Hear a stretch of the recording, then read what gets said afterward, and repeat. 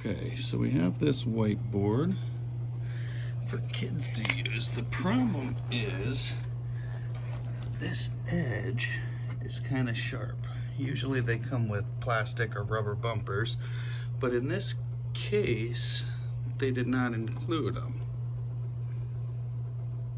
My solution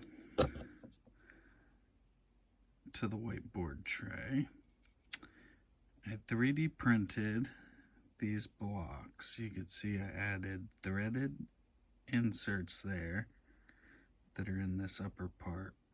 So when I tighten these screws, this will clamp onto the edge of the tray. I gotta add the screws and inserts to this one, and hopefully this will work to take away that sharp edge.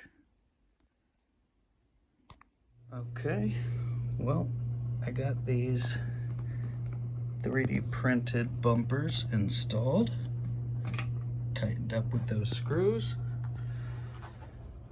and the other side, I think that worked out pretty well.